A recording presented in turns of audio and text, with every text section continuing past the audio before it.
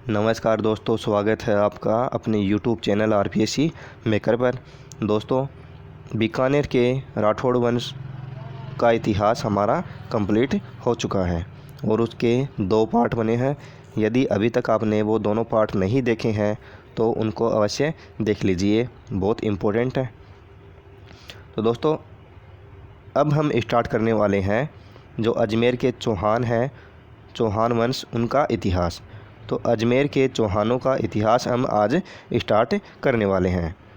तो देखो दोस्तों, वीडियो स्टार्ट करने से पहले दोस्तों आपसे रिक्वेस्ट है, यदि आप हमारे चैनल पे पहली बार विजिट कर रहे हो तो चैनल को सब्सक्राइब अवश्य करें, साथ ही बेल आइकन को ज़रूर दबाएं जिससे आपको हमारी वीडियोज़ के नोटिफिकेशन मिलते रहें। तो दोस्तों स्टार्ट करते हैं अपना चौहानों का इतिहास। तो देखो, चौहानों की उत्पत्ति के विषय में विभिन्न मत हैं। कौन कौन से मत हैं? देखो, फर्स्ट है अपना चंद्रबरदाई, सूर्यमल मिश्रण, मुहणोत नैणसी। इनके अनुसार क्या है?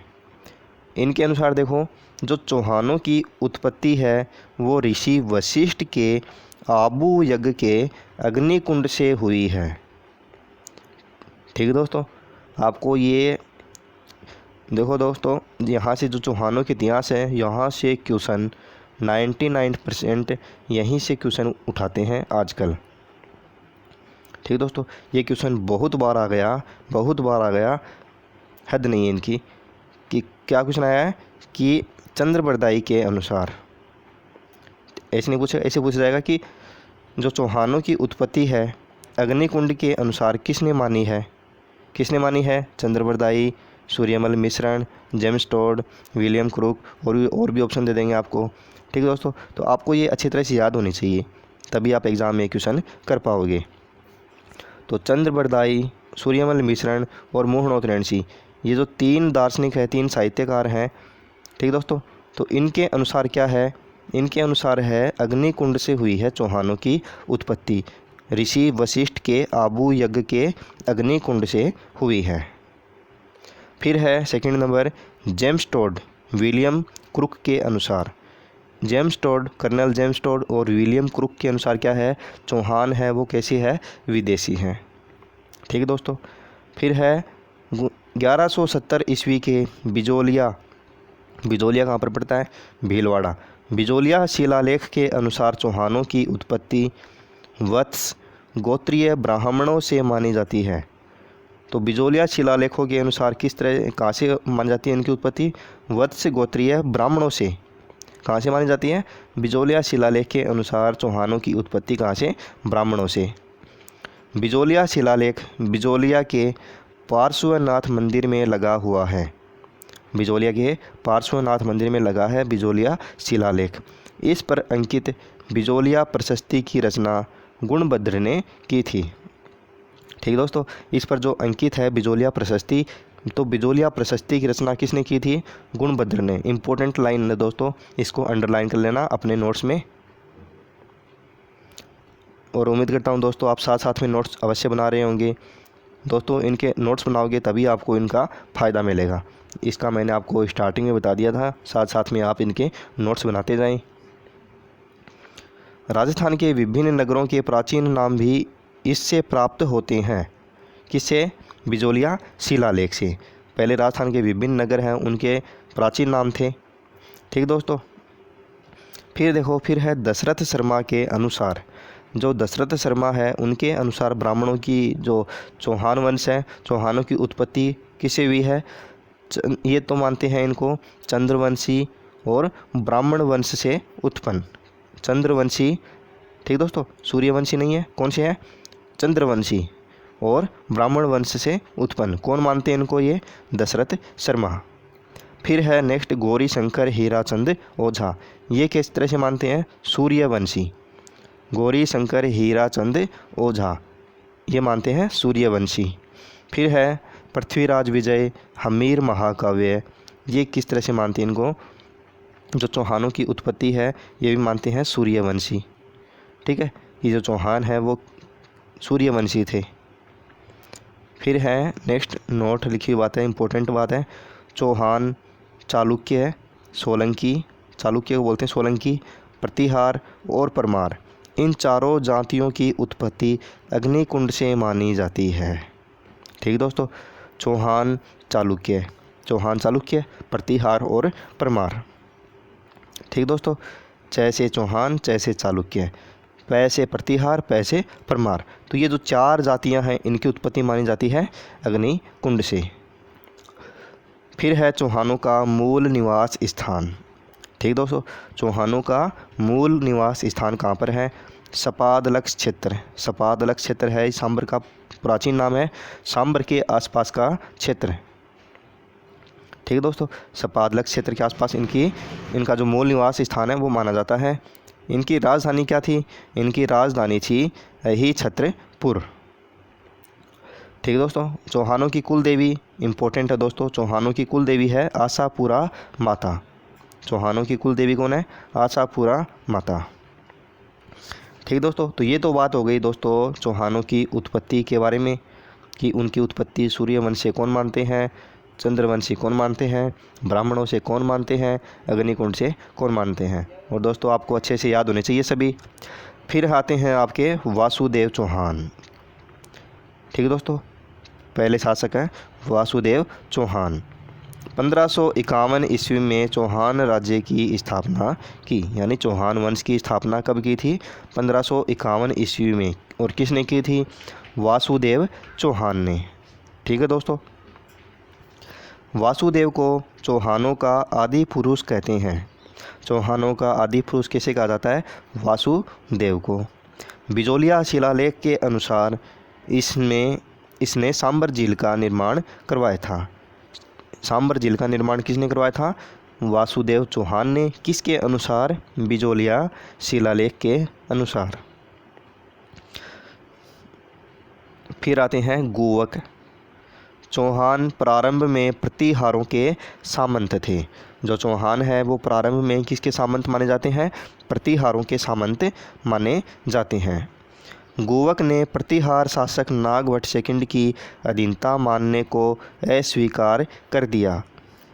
गोवक ने प्रतिहार शासक नागभट्ट सेकंड की अधीनता मानने को अस्वीकार कर दिया। देखो दोस्तों, जो पहले के जो चौहान वंश के जो जितने भी शासक हुए हैं वो सभी थे नागभट्ट सेकंड, यानी प्रतिहार शासक है नागभट्ट सेकंड, प्रतिहार शासक है नागभट्ट सेकंड। तो इनके सामंत थे सभी शासक। लेकिन जब गोवक का शासनकाल आया तो इसने नागभट्ट सेकंड की अधीनता मानने को अस्वीकार कर दिया तथा इस प्रकार गोवक ने एक पूर्ण स्वतंत्र राज्य की स्थापना की थी। फिर आते हैं चंद्रराज। इनकी पत्नी का नाम है रुद्राणी आत्मप्रभा। ये थी यौगिक क्रिया में निपुण महिला। आत्मप्रभा या रुद्राणी जो चंद्रराज की क्या थी? पत्नी थी, उनकी धर्मपत्नी थी। रुद्राणी प्रतिदिन पुष्कर झील में 100 दीप जलाकर भगवान शिव की पूजा करती थी। ठीक है दोस्तों, फिर आते हैं आपके अजय राज।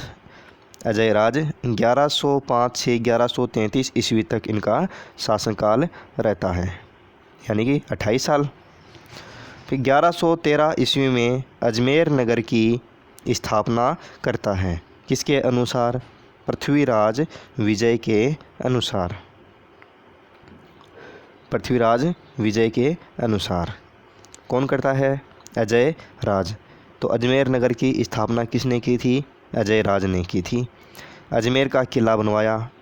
जो अजमेर में किला है उसका नाम है गढ़बिठली। राजस्थान का जिब्राल्टर या तारागढ़, ये सभी क्या उसके उपनाम है। जो अजमेर का किला है गढ़बिठली, राजस्थान का जिब्राल्टर और तारागढ़। अपनी रानी सोमलेखा के नाम से सिक्के चलाए। जो उनकी रानी थी सोमलेखा, उनके नाम से क्या चलाए? सिक्के भी चलवाए। फिर है अरुणोराज। दोस्तों अरुणोराज 1133 ईस्वी इनका शासनकाल। अजमेर में आना सागर झील का निर्माण करवाया था। जो अजमेर में जो आना सागर झील है उसका निर्माण किसने करवाया था? अरुणोराज इसको बोले जाता है। अरुणोराज है, इनका दूसरा नाम भी आना जी भी है। क्या है? आना जी। तो अजमेर में जो आना सागर झील है उसका निर्माण करवाया था अर्णोराज ने। पुष्कर में वराह मंदिर का निर्माण करवाया। दोस्तों ये क्वेश्चन सेकंड ग्रेड में आया हुआ है। कौन सा?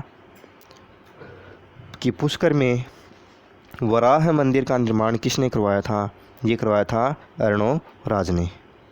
ठीक दोस्तों, क्वेश्चन ये भी आया हुआ है कि आना सागर झील का निर्माण किसने करवाया था? अर्णोराज ने, अजय राज ने। देखो यहाँ पर कंफ्यूज होने वाली बात है, दोनों साथ साथ में ही है, अजय राज और अर्णोराज। तो अजय राज ने तो बसाया था अजमेर नगर, और अर्णोराज ने जो आना सागर झील है इसका निर्माण करवाया, वराह मंदिर का निर्माण करवाया। फिर देखो दोस्तों, इम्पोर्टेंट शासक है विग्रह राज चतुर्थ। इनका दूसरा नाम है बीसल देव। इनका शासनकाल होता है 1153 से 1163 ईस्वी। इसके शासनकाल को सपाद लक्ष के चौहानों का स्वर्ण काल कहा जाता है। किसके शासनकाल को? विग्रह राज चतुर्थ के शासनकाल को चौहानों का स्वर्ण काल कहते हैं। इन्होंने तोमरों से दिल्ली का, या दिल्ली एक ही बात है, दिल्ली का इसका प्राचीन नाम है, तो तोमरों से दिल्ली छीन ली थी। किसने? विग्रह राज चतुर्थ ने। फिर है विग्रह राज चतुर्थ ने दिल्ली शिवालिक स्तंभ लगवाया। विग्रह राज चतुर्थ ने दिल्ली में शिवालिक स्तंभ लगवाया। अजमेर में सरस्वती कंठाभरण नामक संस्कृत पाठशाला का निर्माण करवाया। ठीक दोस्तों, अजमेर में है संस्कृत कंठाभरण, जो सरस्वती कंठाभरण नामक संस्कृत की जो पाठशाला है उसका निर्माण करवाया था। अपने नाटक हरी केली की पंक्तियाँ इस पाठशाला की दीवारों पर खुदवाई। देखो दोस्तों, ये क्वेश्चन बहुत बार पूछा गया है कि हरी केली जो नाटक है वो किसके द्वारा लिखा गया है? विग्रह राज चतुर्थ के द्वारा। इम्पोर्टेंट है दोस्तों। तो हरी केली की जो पंक्तियाँ हैं वो अपनी पाठशाला की दीवारों पर उसने खुदवाई थी, और जो पाठशाला है उसका नाम क्या है? सरस्वती कंठाभरण नामक पाठशाला, सरस्वती कंठाभरण। ठीक दोस्तों, ये है, देखो दोस्तों, पहले थी ये सरस्वती कंठाभरण नामक पाठशाला, फिर जो कुतुबुद्दीन ऐबक है इसने इस पाठशाला को तोड़वा दिया था। ये पड़ती है जो मस्जिद है, ठीक दोस्तों, जो मस्जिद है ना उसके पीछे पीछे है, जस्ट पीछे है, जिसे 2.5 दिन का झोपड़ा कहा जाता है इस टाइम पे। देखो आगे है भी ये, देखो कुतुबुद्दीन ऐबक ने इस पाठशाला को तोड़कर एक मस्जिद बनवा दी, जिसे 2.5 दिन का झोपड़ा के नाम से जानते हैं। ठीक दोस्तों, 2.5 दिन का झोपड़ा के नाम से जानते हैं। 2.5 दिन का झोपड़ा किसने बनवाया? कुतुबुद्दीन ऐबक ने, जो सरस्वती कंठाभरण नामक पाठशाला थी उसको तोड़वा कर। फिर देखो, फिर है उपाधियाँ। इनकी उपाधियाँ कौन कौन सी है? बीसल देव और कवि बांधव। बीसलपुर नगर व बीसलपुर तालाब का निर्माण करवाया। तालाब के किनारे शिव का मंदिर बनवाया। दरबारी सोमदेव ने ललित विग्रह राज नामक पुस्तक लिखी थी। किसने? जो सोमदेव नामक दरबारी कवि है वो किसके शासनकाल में रहा था? किसके दरबार में रहता था? विग्रह राज के दरबार में। और सोमदेव ने कौन सी पुस्तक लिखी थी? ललित विग्रह राज ने। इम्पोर्टेंट लाइन दोस्तों, यहाँ से 2 क्वेश्चन बनते हैं। कौन कौन से? कि जो सोमदेव है वो किनके दरबार में रहता था, ललित विग्रह राज पुस्तक किसने लिखी थी? 2 क्वेश्चन हो गए। नरपति नालह ने बिसल देव रासो नामक पुस्तक लिखी थी। यह गोडवाड़ी भाषा में लिखी गई थी। ठीक दोस्तों, जो नरपति नालह ने बिसल देव रासो नामक पुस्तक लिखी थी। ये भी दोस्तों इम्पोर्टेंट लाइन है, इनको अपनी नोटबुक में अंडरलाइन कर लेना। फिर आते हैं पृथ्वीराज थर्ड। तो दोस्तों आज के लिए हम बस इतना ही पढ़ेंगे। ठीक दोस्तों, उम्मीद करता हूँ आपको जो भी मैंने आपको समझाया स्टार्टिंग से आपको बिल्कुल समझ में आया होगा। तो दोस्तों आज के लिए बस इतना ही। मिलते हैं नेक्स्ट वीडियो में एक नेक्स्ट नेक्स्ट टॉपिक के साथ। तब तक के लिए जय हिंद जय भारत।